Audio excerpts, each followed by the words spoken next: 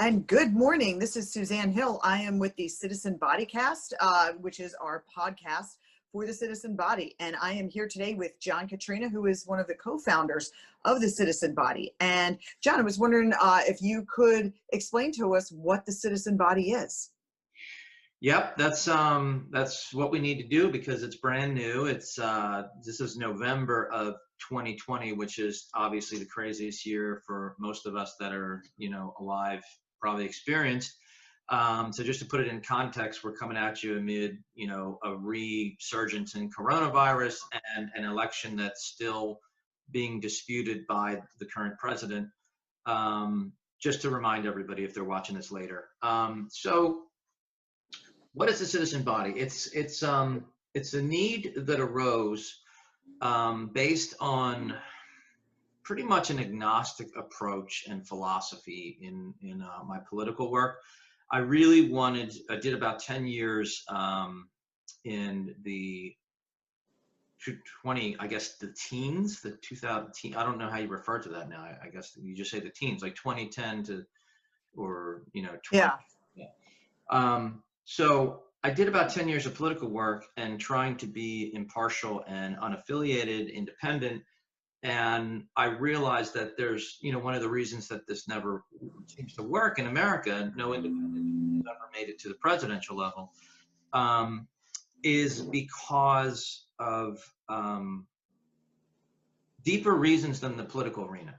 So I realized that we're not going to really permanently fix anything or improve anything significantly with not just the political arena, because it's become that there's no path. It's become more of a salesperson's arena. You're not really getting philosophy done. You're getting sales pitches. And then inevitably you get these presidents that lie and other politicians and corruption and all these things. And it's not a doomsday message, but it's more of an analysis that I did and then started talking to other people about. And it really came to light when we did a project in 2014 where we were going door to door, the big team of people just knocking on doors all day and not pushing a candidate and not pushing a party, just talking to people about their concerns in the neighborhood, in the community, what they needed help with. And then we would start advocating or navigating the political system to get their problems solved. Completely nonpartisan, just helping people. And it was really a light bulb going off because it was like, look, when we approach people and we don't have a side or anything like that, we're really just there to help their personal situation. It's fantastic. I mean, it feels like, teaching, it feels like, you're helping, it feels like, you're really being a person that is making a change for the better. So, but you can only do that if you truly, truly believe that most people are good. And I'm not here to debate, human nature is good or human nature is bad. I think most of us realize we have potential to do bad things and potential to do good things. But for the most part, we're not in a world war. We're not all killing each other. We're making advances. We're coming up with vaccines for diseases. We have a lot of problems and we're in kind of a precarious situation, and that's what the citizen body hopes to start addressing. But we're not also in a doomsday situation either. However, left unchecked, some of the stuff that's going on, you can have a disease that might not be killing you today, but if you don't do something about it, it will kill you. So, and that kind of is the segue into actually what the citizen body concept is. So there's a lot of philosophy at the root of this. And when we realize that the solution to our cultural and political problems is not going to be in one arena, the political arena, it's going to be in the philosophic arena, the spiritual arena, and even art itself and science. If we don't approach our problems with a multi-arena strategy, we think they're just going to persist. The polarization might wax and wane, but we don't see any long-term solutions if you don't change the fundamental thinking. Because as we peel back every problem, there is a policy problem, but there's a more superseding moral problem that human beings are taking more than is for the greatest good. They're awarding themselves with salaries and perks and benefits and pensions where the people are getting poorer and they're getting richer as a group. And this isn't to pick on individuals. That's the other major thing to understand. So what the citizen body is it's a philosophic system at the core in a think tank, but it's a think tank that's not about working with, say, policy of current political parties. It's a think tank for the people.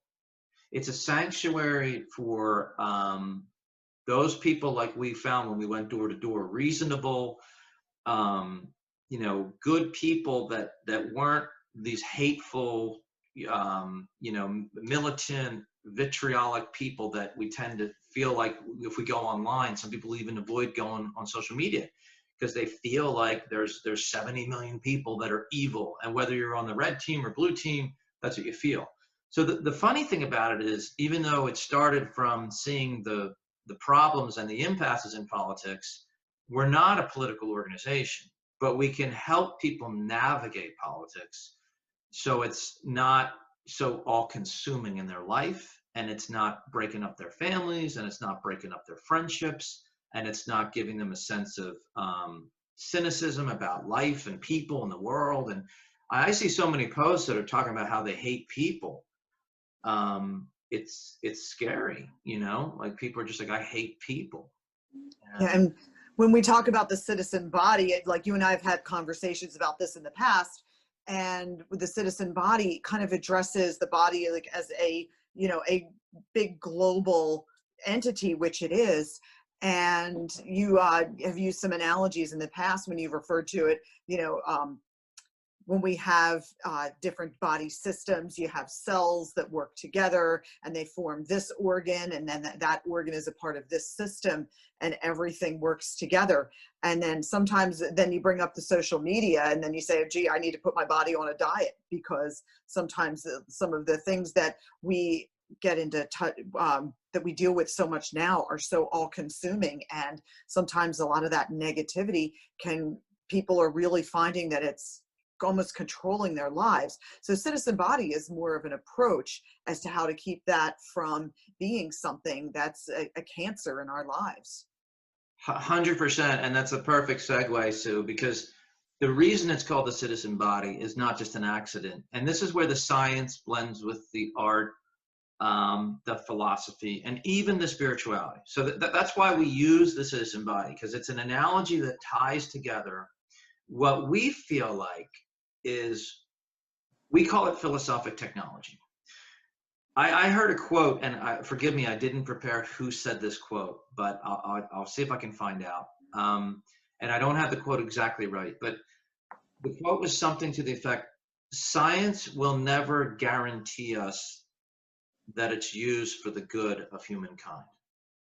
Yeah. So people that kind of feel like science has all the answers, we can point to each of those four, spirituality or religion, philosophy, science, and art, and say that none of these four by itself can be our savior.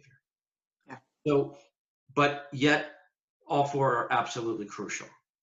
So it's kind of like, we have to evolve our philosophic technology to catch up with our physical technology, because our human operating system doesn't yet know how to blend these different areas. Yeah. And this is why it's a cultural thing. So what the citizen body does is the citizen body gives people an analogy that they could start wrapping their head around. It's like we take the human body, and here's where the science comes in. We have trillions of cells. Somehow, without external control, internally from within, through its own consciousness and sense of volition to do so, the body, when it's healthy now, keeps these trillions of cells in balance and cooperation for the good of the entire body. Now, it's not some dictatorial thing that happens from outside. It happens, it's self-sustaining. So we look at that and say, if you can have liver cells, kidney cells, heart cells, all these different types of cells, and there's thousands of different kinds of cells, how do they keep this balance? But they do. So it's showing us that it can be done for different life units with different identities and functions, highly specialized functions, somehow cooperate versus turn on each other. So if we think of ourselves as the body is all of us, and we're like cells within that body that are free to do whatever we want, but we realize that cooperating, we all actually live better. Because when the cells decide to just live for themselves, it's called cancer. So it's like when you have a group of cells or a rogue cell that starts multiplying and just taking care of its own and just growing for the sake of its own growth to the detriment of the rest, that's cancer. And it's a corruption of the DNA that normally keeps us in balance, or what we, it's called homeostasis, which we want to start applying to us. So that's why the body analogy is in there, because everyone kind of understands that they're this super delicate and miraculous balance of, all these different levels of, your heart rate, your blood pressure, your glucose level, your hormone level, insulin, pH, body temperature. I mean, if you really start thinking about it, it's pretty mind-boggling. And yet, most of the time, for most of us, it works miraculously. Yeah. Yeah, it's funny with the body analogy too. We talk about, a lot of like the events, and again, Citizen Body isn't necessarily just a political forum. However, we are in a day and age right now where politics is so pervasive in the things that we deal with, and the Citizen Body is really kind of there to help us navigate our way through and look at some of the different aspects and make sense of what's going on around us. We all get most of us get our news from either, reading it or we watch the news, and that's the main way that we get it. But where are we getting our news sources from? Are we getting the best possible information?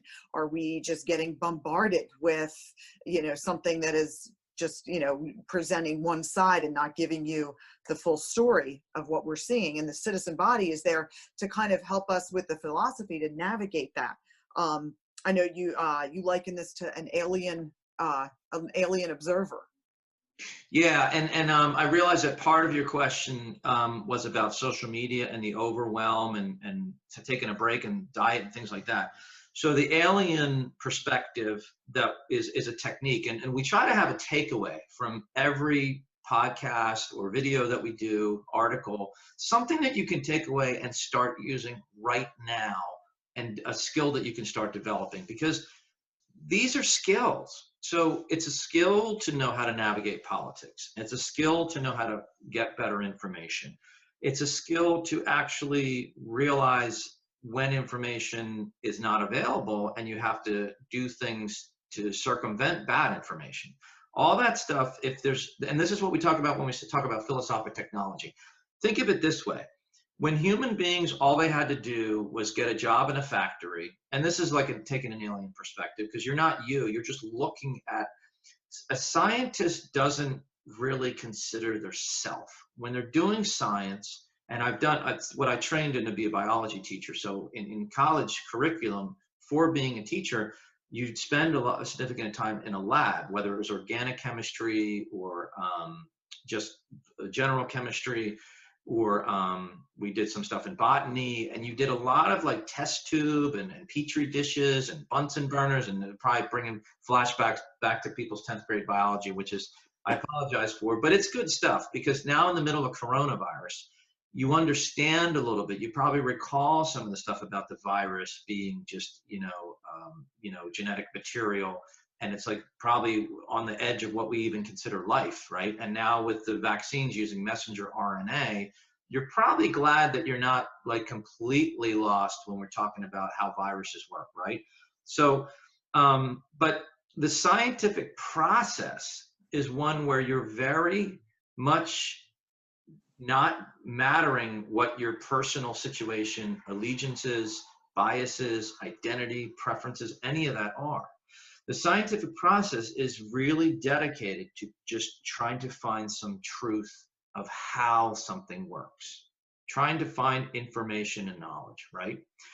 So, you know, your question of, you know, how does this kind of help is giving a takeaway. So the alien perspective is that you basically first become aware, and this has been done if you've ever done any counseling or remember from some of your psychology, that there's an exercise for your brain where you're looking at it. It's almost like if you're a football player in a game, that's like extremely biased. You're trying to win a contest. You're trying to win the Super Bowl now. You're the halfback for the Philadelphia Eagles. You're going to be extremely biased. You're the worst person to ask whether they thought the penalty was actually a penalty or not, right? The referee is trying to be the alien perspective. He doesn't have a dog in the fight, hopefully, trying not to be biased, trying to just call it as they see it. If we were doing baseball, it'd be balls and strikes, right? So a referee is a good thing to have in your head. So the citizen body is trying to occupy that space of saying, we need an entity in our culture where you can come to a sanctuary. We have 16 things that unite us as people, and take that perspective and start having conversations that we're helping each other without coming defending a personal interest. Because politics itself is really a corruption of principles. Well, civics is never about, civics is about what's the process of electing people? What's the process of, addressing whether something is consistent with the Constitution, of judging whether something violates the Constitution. That's a process. Politics is who's going to become a judge, who gets to be president, who cheated, who lied.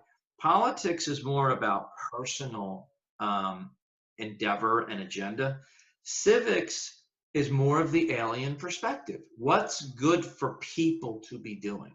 So if there's a takeaway just from this podcast, that's where the alien perspective, if people just start being aware of it, if not maybe try to practice it, and just detach yourself from you, your comforts, your all that stuff, and look at this from, zooming back from the planet as if you were an alien observing human beings acting.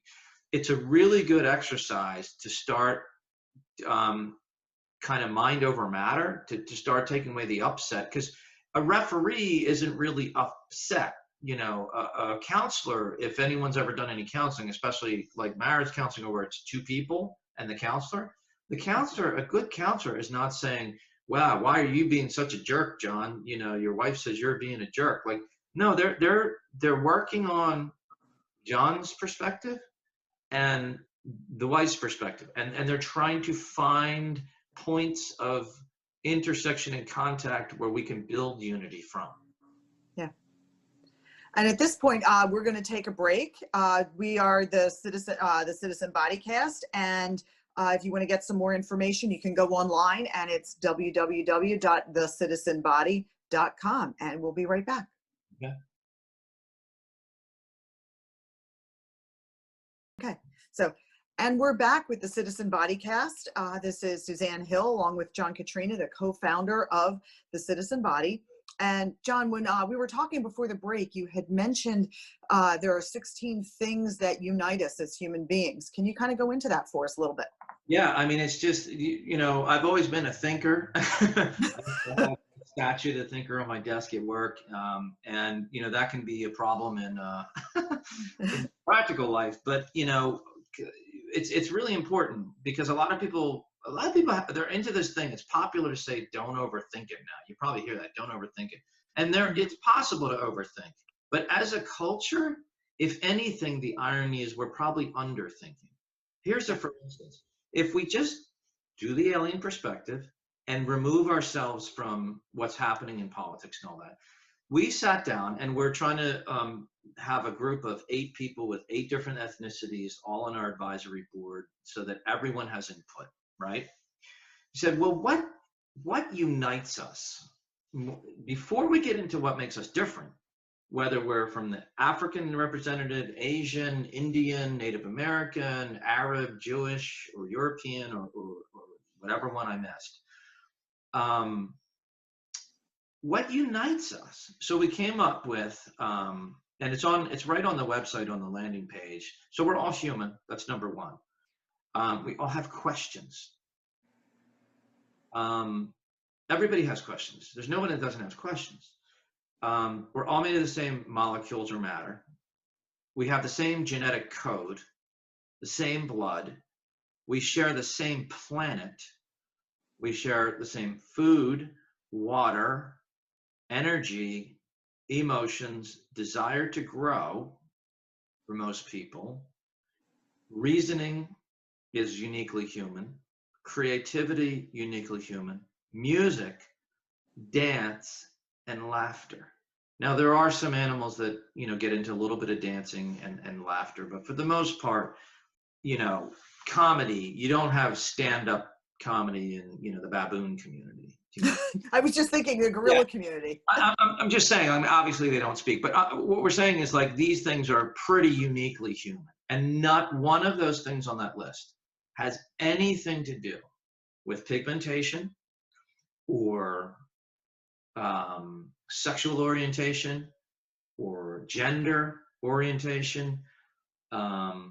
It has nothing to do with the country you're from, nothing to do with even what you believe spiritually, because you have questions. We call it the great mystery. We actually found that we're united in the questions that we have. If we unite, and this grew out of, I think, I started being agnostic. I was an altar boy, and just so everyone doesn't wonder, I made it through unscathed. I have to say that. It's a shame you have to say that these days, but I was grateful I actually didn't experience any of that stuff. And I'm not saying it didn't happen. I believe there was real problems, but I really appreciated the good parts of that. But I became doubting Thomas. I actually, we're writing an article about this, how that was sort of my path as I started saying, yeah, but I like proof. Like I'm kind of scientific too. And this was probably like the very beginning of this thought process. It's like, yeah, I really like, the lessons of Jesus and all these different things, but I like doubting Thomas. Like I identified with doubting Thomas. For people that don't know the Bible, doubting Thomas was the apostle who after Jesus rose from the dead, the apostles were all talking about it, and doubting Thomas hadn't seen him yet. And he said, I'll believe it when I can stick my fingers in the holes in his hands and touch him and see it for myself. I don't believe it, right? So I actually had a conversation with my grandfather, who happened to be a Russian Orthodox priest, because in Russian Orthodoxy, they're allowed to marry. So I had the fortune of having a grandfather who was a priest, and I was talking to him about doubting Thomas and my doubts in my teens. I was talking to him, and he actually gave me really good arguments, and it slowed down my doubts. But the agnosticism stayed, because eventually, after all my religious exploration in Buddhism and just a little bit of each one I'd read up on, it occurred to me that uncertainty or agnosticism actually is very honest. It's simply saying that I don't believe that there's nothing else to learn or know about this. And it doesn't say there isn't a God. It doesn't say there is. It just says I am truly, authentically, and genuinely open to learning.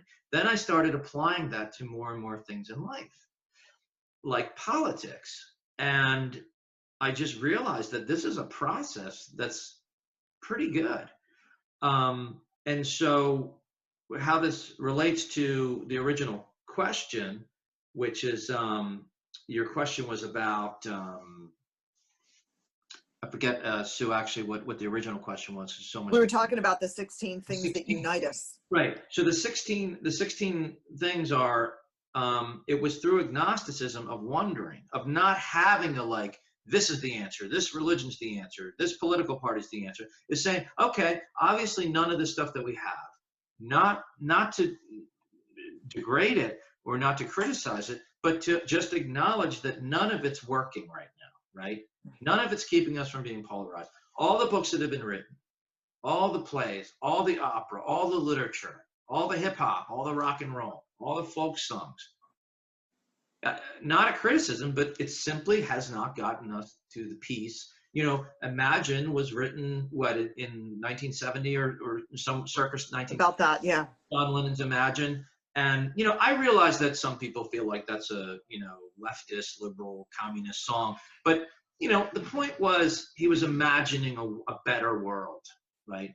Living in the world is, living as one. That's the vision. And I think even people that, don't share ideology of the left would realize that, we need a balance like the human body. Like, we're not at war and at odds. Nobody wants war, right? So the 16 things came only because we were open. Yeah. We were able to say, hey, what if we were designing from scratch, like how human beings can get along better? So instead of working from our camps and our teams and saying, this is how your team and my team can get along, let's start with one team, the human race, and that's it, and what unites us, and then work from there to what can we start tweaking about the United States Constitution, what can we change in our culture, and then we've even come up with things that we can all start doing immediately. But maybe that's a topic for another podcast. But I know I tend to really go on, but it's there's so much to kind of cover. But I think that's enough for people to get the gist, right? Yeah, I think so. Yeah. So we've got the 16 things that unite us, and we're using the citizen body to find a thought process that allows us to interact with each other and really have a better outcome. And it also seems like it's just a better way of relating to each other. Yeah, I mean, it's like really, there's a humility. There's a French term called noblesse oblige. I don't know if I'm pronouncing it right. Forgive me. I took German in high school. I didn't take French, but I took Spanish. I can't help you much either. Yeah. Oh, great. I'm trying to learn that now. It's been tough, but there's I'm sure we're going to get like a bunch of corrections, but I'm going to say noblesse oblige for nobility's obligation or noble obligation, which was a concept that when you're born into nobility or you have great fortune or you've been endowed very fortunately, that there's an obligation in that nobility to provide. And we used to call medicine and law noble professions because there was this sense of gifting your talents to heal or gifting your intellect to promote justice. What I think most people can relate to is they've seen, I mean, you probably remember, Sue, that doctors and lawyers never used to advertise. Yeah. There were no ads. It was like, I still remember going to Dr. Panaro in King of Prussia, Pennsylvania. He was everybody's doctor. Was he? Yeah. We all went to him. Oh my gosh. And I was it was in a house and I would just like talk to him about my football playing and just what I was doing. And I felt like he was like a personal relationship. And I never had a doubt that he just wanted me to be healthy. Obviously we have huge problems in our healthcare right now, but it's not just healthcare. Law, the way that the lawsuits have just gotten more and more and more, larger and more gratuitous. It's like we're looking at with citizen body. That's why it's not just going to be fixed in the political arena. So we're looking at, if we're all united in this and we all want this balance, this homeostasis, how do we do that and yet still retain the individual freedom that America so uniquely craves? Because it's interesting. So I just had a conversation on Facebook, and the other thing we want to do is help people use Facebook.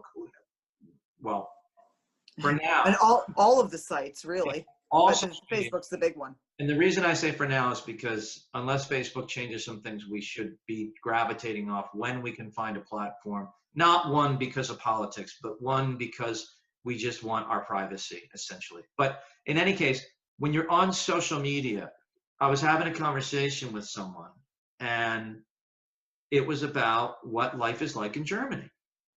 And he said, oh, it's pretty cool, we have healthcare and all these things you hear sometimes, the argument about these European countries that have the better balance of social programs, because it's not socialism technically unless the government owns the means of production, the farms, the factories, and the facilities where things are actually produced. That's the technical definition of socialism. People tend to use that really broadly, and it's become a highly polarized word.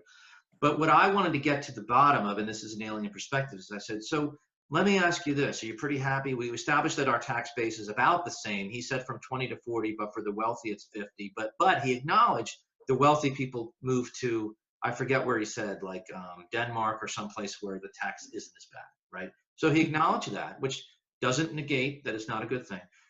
But then I said, so can you just start, the next Microsoft or the next Disney or the next Apple out of your garage? He's like, well, there's actually a lot of bureaucracy if you're trying to start it. I mean, this is just an honest conversation. He wasn't defending his system. I wasn't defending. I'm truly agnostic. I want to learn. And it's a great conversation. And I might even invite him to be on our advisory board, because he said Turkey is his original country. And we need someone with Arab descent if he happens to be that, but I don't know that yet. But we had a constructive conversation, and it is true that America really, really treasures, and maybe this is good and maybe it's not, that anyone pretty much can, in their garage or wherever, out of their bedroom, start the next, great business, or even just a business that they want to do just to make a living. Yeah. Can we balance that? So we feel like the body is having that freedom is important, but also having the sense of how your freedom, it has to cooperate with other people, is extremely important too. The thing that people get nervous about is anytime you hear the word cooperation or anything like that, then they start thinking it's going to be government imposed and it's communist. The reason I want to allay everyone's fears is I align with the philosophy that if morals are absolutely perfect, and this is a hypothetical, but if everyone had perfect morals, you don't need any laws. In other words, if everyone always and only did the right thing 100% of the time, there really wouldn't be a need for laws. And this comes from, I think it was Plato who pushed that idea originally. It's probably hard to wrap your head around, but just imagine no one ever had the urge to cut you off. No one ever had the urge, or if they did, it was an accident and they apologized instead of flipping you the bird, like happens sometimes, And so there's a way that we can design our system and keep tweaking it, that we're never done. Because the other flaw we found is fixed belief systems from 2,000 years or 1,000 years ago, or even 500 or even 200 years ago, are not moving with technology. Now, I know that scares some people, because they're like, well, there's certain word that's sacred and it's from God and it's immutable and it's unchangeable. But in terms of our unity and getting along as human beings, when we're Muslim and we're getting along with Christians and we're getting along with Jewish folks, we have to have an operating system that allows us to be united despite the religious differences. Yeah. We have to. We can't keep doing it. We can't keep vilifying people because they hold a different belief. We have to have some philosophic technology that makes compatible human beings despite their ideological identity or religious differences. Yeah. And I think this is a good place for us to take a break again. So again, you are listening to the we're watching the Citizen Bodycast. And I'm Susanne Hill, and this is John Katrina, and we'll be right back.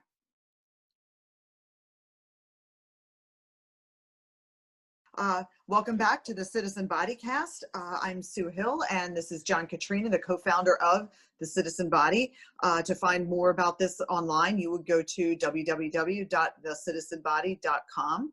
And John, we were also talking before about how diet and exercise kind of, their effects on our body. And one of the things that I had mentioned to you, I'd watched that episode on Netflix called Game Changers. And it really made us rethink our diet, where, it's a little bit of an aside, but it does relate back to the body analogy, because we decided to go with a whole food plant-based diet in my house. And the members of my house are me and my partner, Sean. And we noticed, for me, I'd already been kind of following most of my diet that way to begin with. And when we cut out dairy and meat and chicken, and we really went with, beans as our source of protein, and everything went healthier, I noticed a slight change in how I felt. And Sean came back with so much more energy, and like he really felt like this huge difference. And we were eating the same things, and we had the same diet. So it's not only, each body and each cell, like I think of, he and I, we're two cells that are very similar, working in, close proximity, and we're doing the same types of things. And he just had such a different reaction to it. He said, "Oh, is this what people normally feel like?" The energy that they have. And I was like, yes, this is what it's like. It's awesome, isn't it?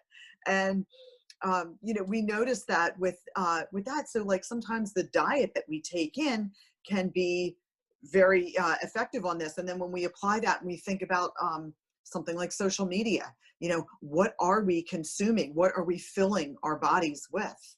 Well, the diet thing is huge. I'm glad you brought it up, because it's not only, and remind me about the social media piece, but I want to say how it's obviously, if we use the analogy of a citizen body, then what's analogous to the diet?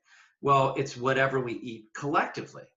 Diet is such a huge part that everyone can understand. Just like everyone understands a body, they can understand diet. And most people probably don't think about, but if you take the alien perspective, you start thinking about, and you say, wait a second, diet has science, diet has spirituality, diet has art, and diet has philosophy. People might say, well, what are you talking about? How do you have, I mean, I kind of get the science, but what about the, the art?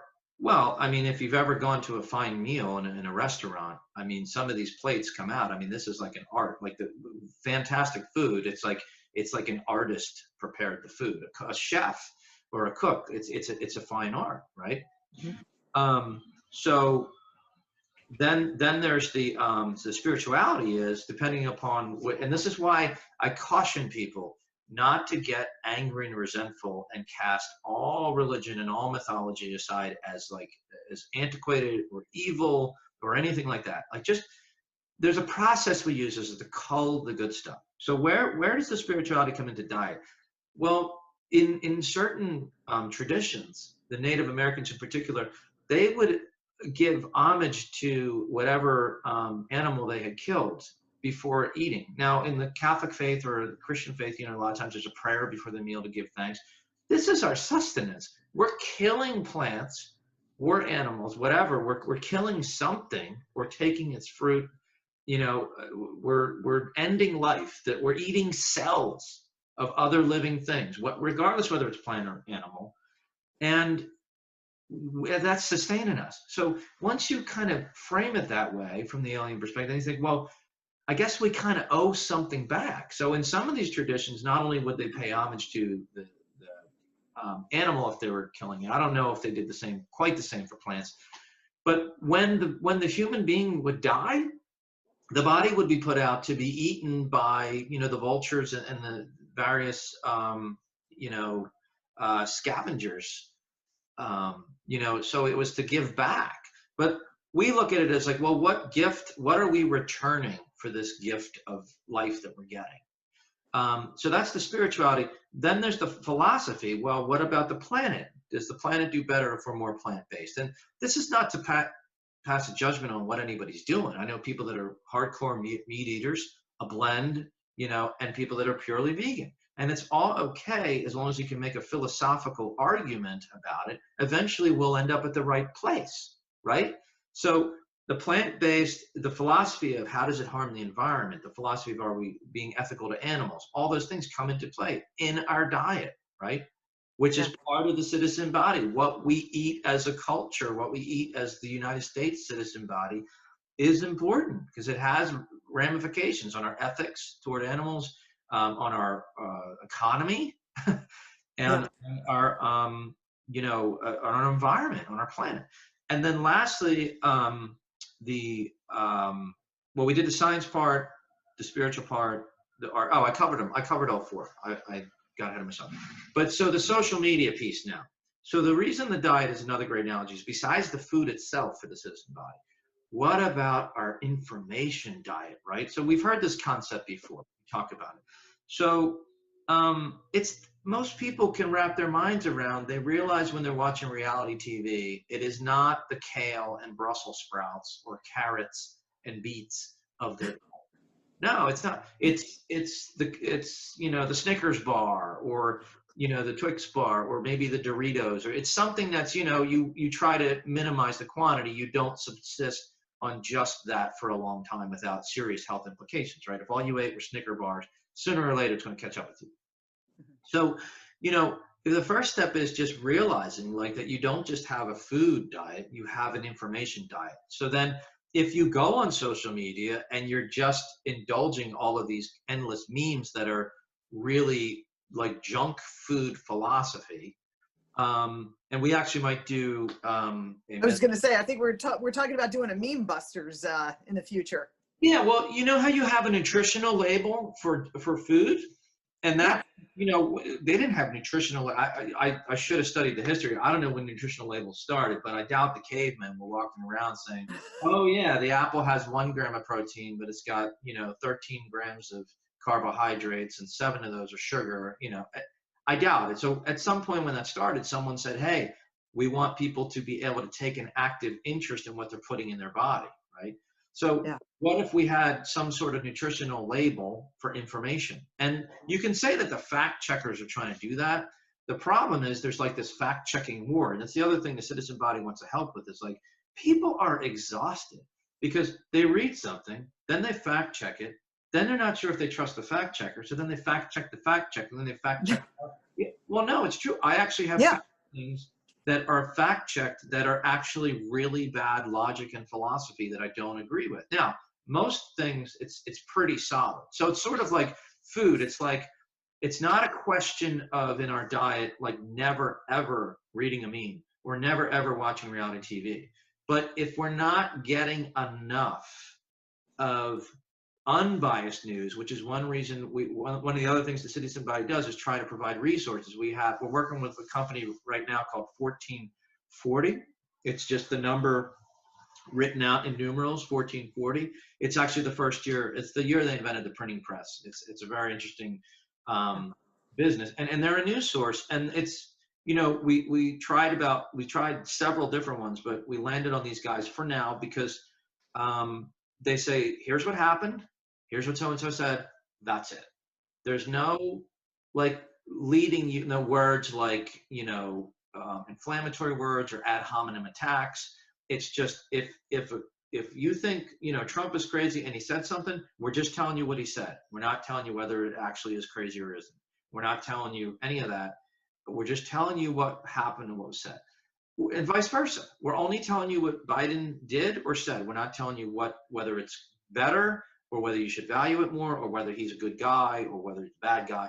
And we're trying to stick as much as possible to the facts. So we would say that those type of things in your diet are the foundation of your diet. I mean, and again, what you said, your point about it affecting different people differently, still, I doubt that you guys are eating 6 donuts a day. And if you were, that would probably be bad for both of you. You see what I'm saying? So like maybe one person likes 40, one likes our other news program that we work with called News Nation. And by the way, when we talk about these resources, we're not signing off saying from here and out forever. As long as they maintain that neutrality and lack of bias, then we're going to keep recommending them.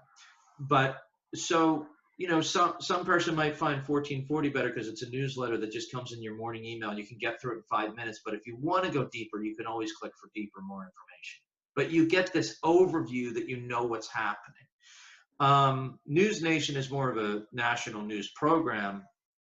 On TV, I think it's Channel 9. I think they call it WGN Network or something like that.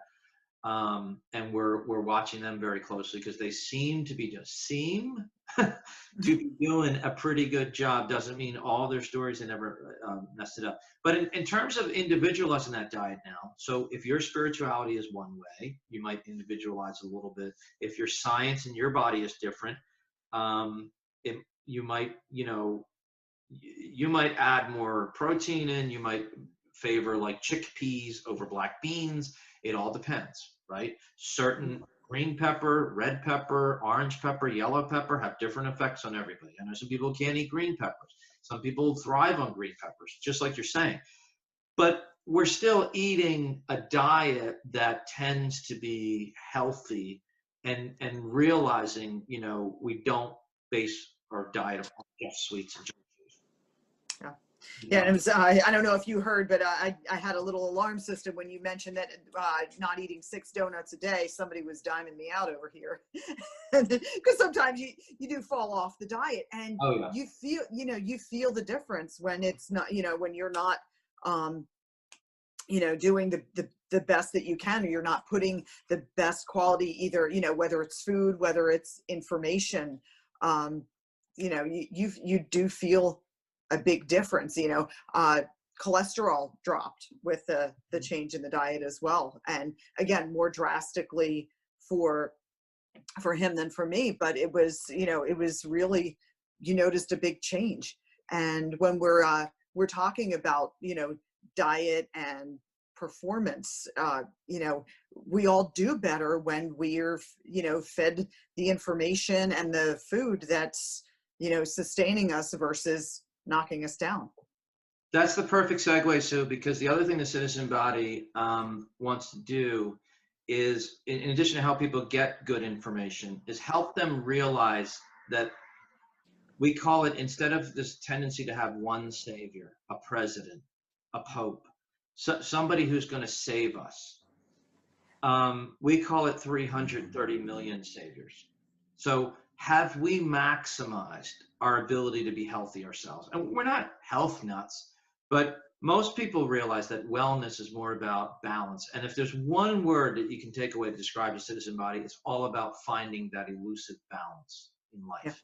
Yeah. So if you were designing, and we work on the think tank portion of the Citizen Body, works on this design of what does this culture and nation look like that's better, that, we want a better Tesla next year. We want a better toothpaste next year. Everything is always new, improved. We added this, we added new technology. Like, we're always trying to get something better.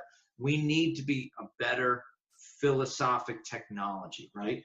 So to help people realize that when they go and they get their news from a better source, that's helping them. But when they also eat better, maybe it's getting them in a position where they don't need the cholesterol medication. They don't need the blood pressure medication. Maybe they don't even need the depression medication because of the endorphins and the better diet, and you tend to exercise. Are we maximizing our own ability, what's in our power, what we can control, to not be dependent on pharmaceuticals as much? Of course, we need pharmaceuticals, but how much of it are we contributing by our habits, our demand for convenience, our instant gratification, our easy fixes? I'm not mad at us. I'm not saying we're bad people, but we have allowed, and I'll give you a perfect example. The way we got into this state, remember, you and I are old enough to remember when the internet first came about and you're clicking on the terms and conditions and you just say, oh, I don't want to read all that. It's cool. That was super, super convenient, the terms and conditions, to Facebook, to Google, to Gmail, to all these different things. Well, that was where the road turned, and we lost our privacy and our power. We traded our power of privacy and control over our own life for convenience.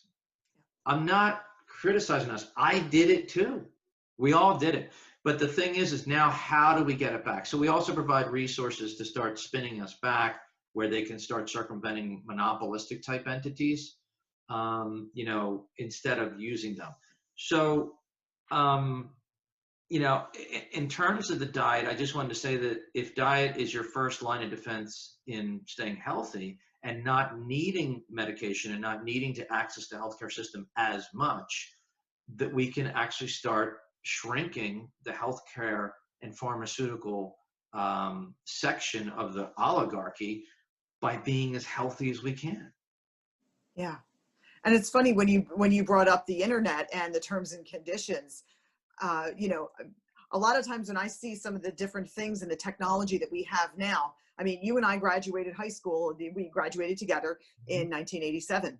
And, you know, back then, you know, cell phones were a big thing that was, you know, in a suitcase in your pocket. And yeah, I didn't have a cell phone myself until almost the year 2000. And I remember my mom told me, she goes, you're going to need to learn how to type.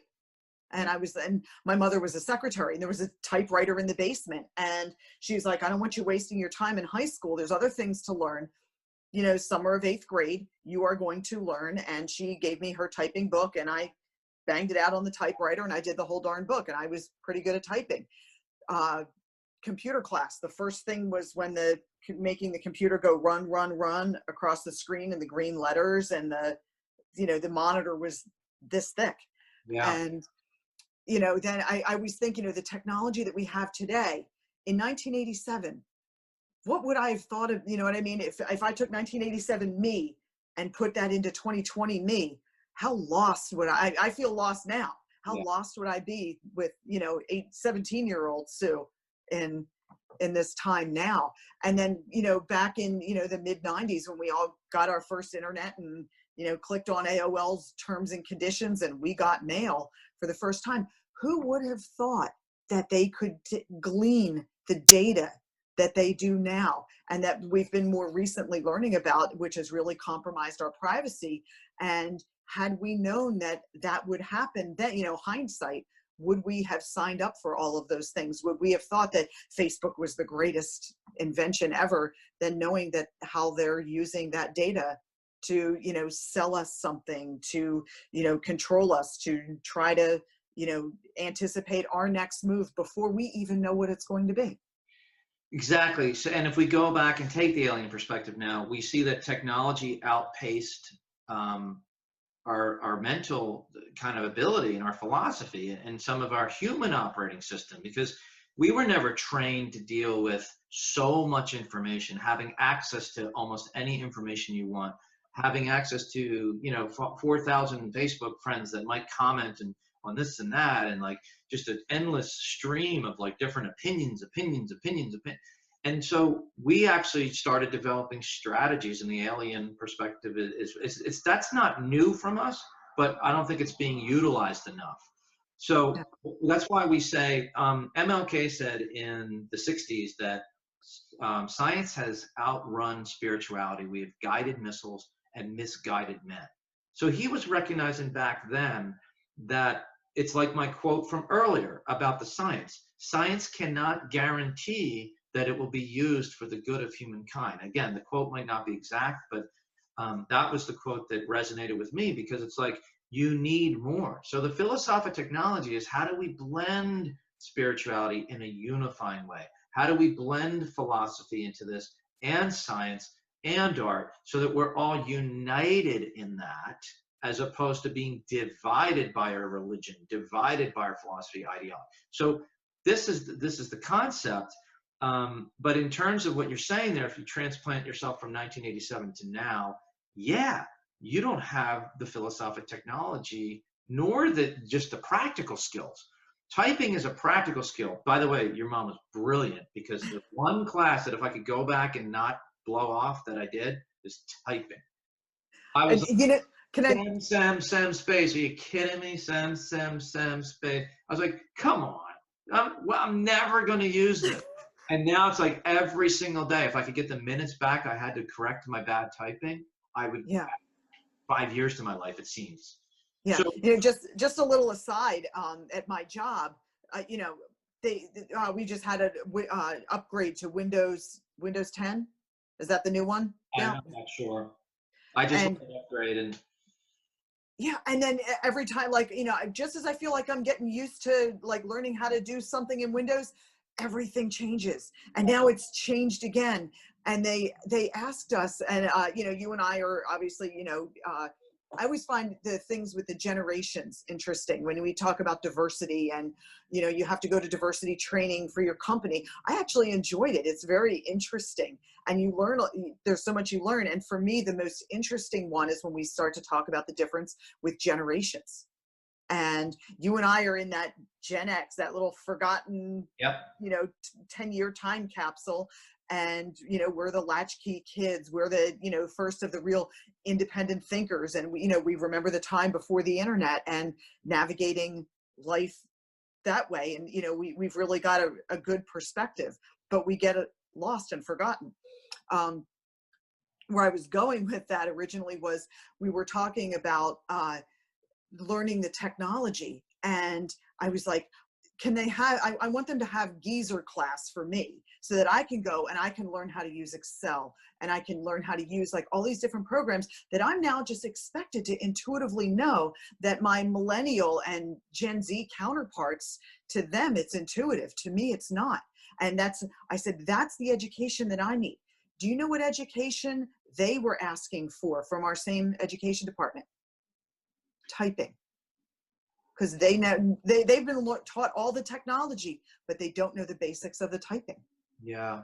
And that wasn't prioritized for them.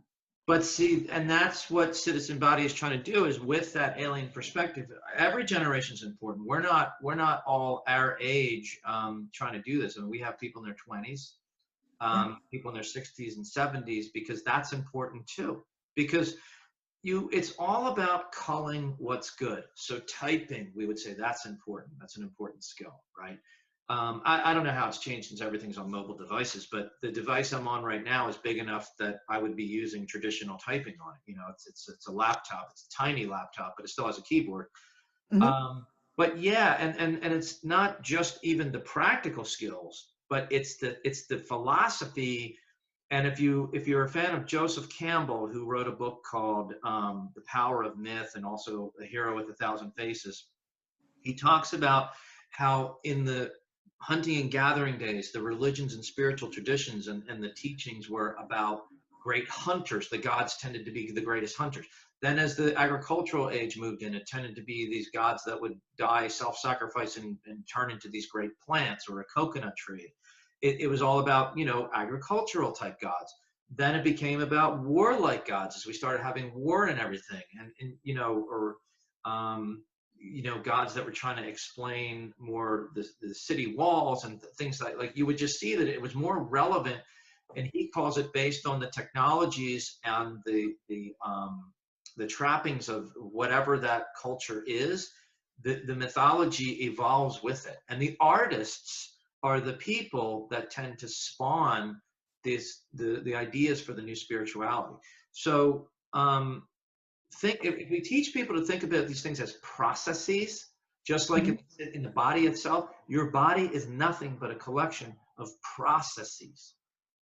Yeah. I mean, I don't want to minimize it, by the way. I'm not removing the spiritual element, but what I'm saying is, in terms of the science itself, you're just a collection of processes. You eat food, it digests, it either gets used or stored in glycogen or fat or however. It's a process. Your digestive process, your circadian rhythm, it's all processes.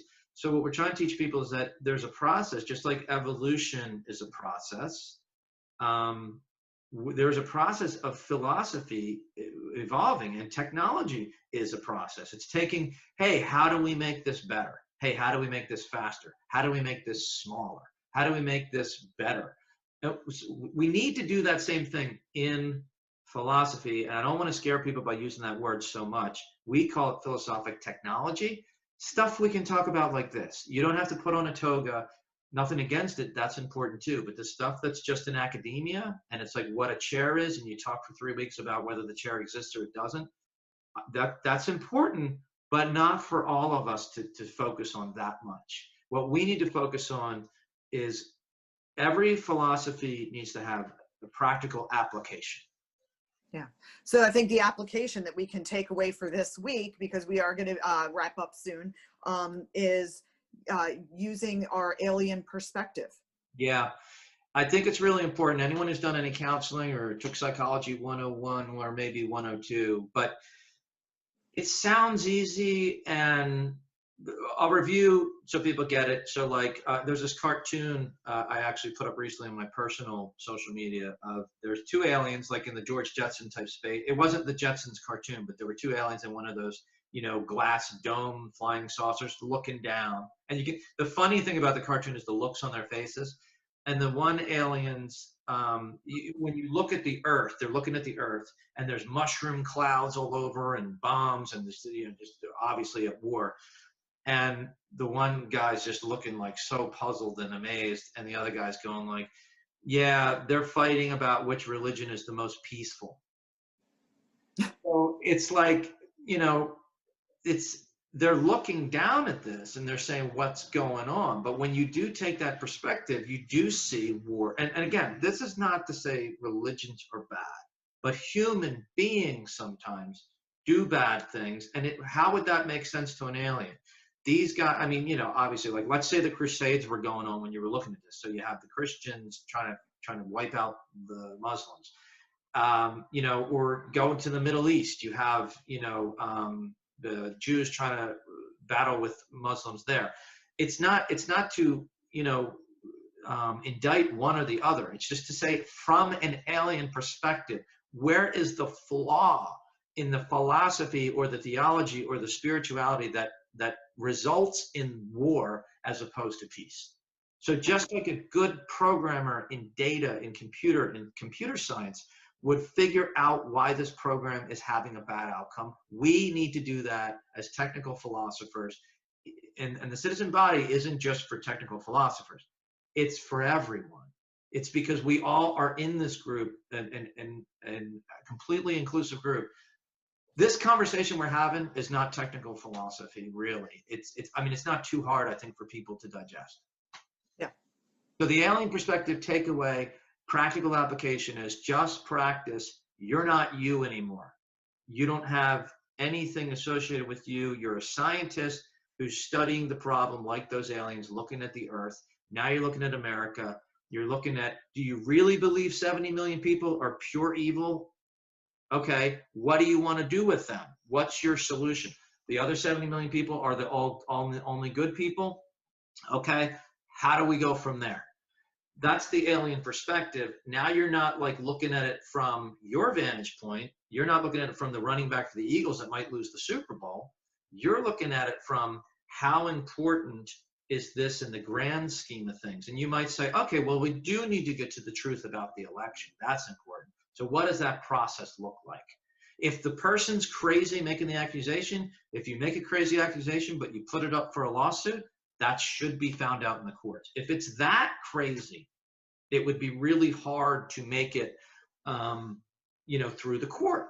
Now, if it's a delay in the process, we'll find that out too. If it's a, you know, kind of vindictive or egotistical, just anything to win, that should be borne out in our process. And if not, then we need to work on designing a better process so that doesn't happen. So the aliens take their focus off red and blue or Trump and Biden, and they're not looking so much at the person, because just like in science, you're not looking at this bacteria or that bacteria, you're looking at the processes of how these cultures are working.